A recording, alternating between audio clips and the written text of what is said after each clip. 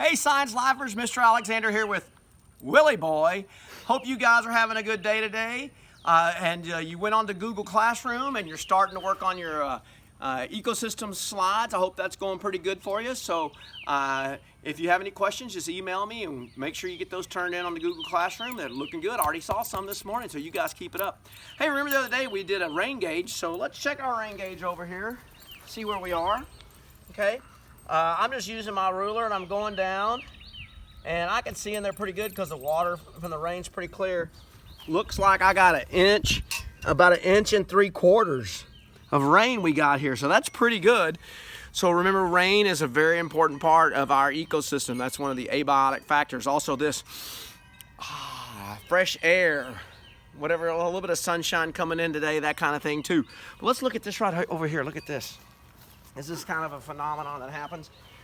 Fire ants, okay? So fire ants are living down here in the soil, all right, which is, of course, an abiotic factor. So, but it's very important. This is part of their little ecosystem there. I'm going to stir those guys up, and these are real live Texas fire ants here, and you do not want to get those guys on you because they'll eat you up. But I'm kind of making them mad.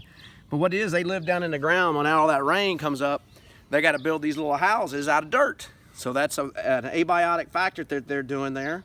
And that little mound that they build gets their little house where they live, their habitat gets them above ground. And you can see, look at the ants there. I'm gonna try to get Jake to stick his finger in there for a minute and see what happens. Y'all dare me to do that? He says no. He says I have to pay him. We're not gonna do that. So let's talk again. Abiotic factors are the things in our world that are non-living. Dirt, air, sunlight, amount of rainfall, those kind of things. Those are the ones we always kind of have struggle with sometimes. Temperature, what elevation we are above sea level, those kind of things.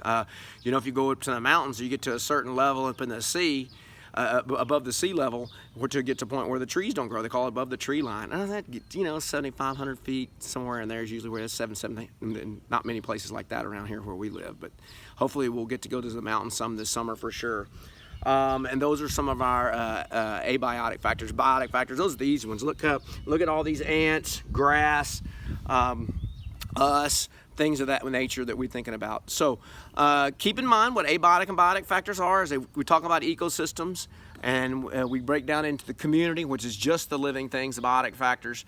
Populations, how many ants are in Mr. Alexander's backyard? I don't know, but this ant pile right here has 1 billion, that's for sure, or something like that. Maybe not 1 billion.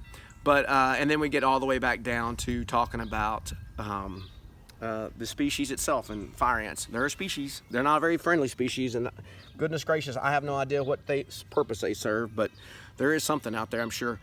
Make sure you subscribe, tell all your classmates about this. Keep going on to the Google Classroom. Get your work done this week. If you have any questions, email me. Miss the heck out of you guys. I know y'all are doing good out there. Stay healthy and stay safe. We got this.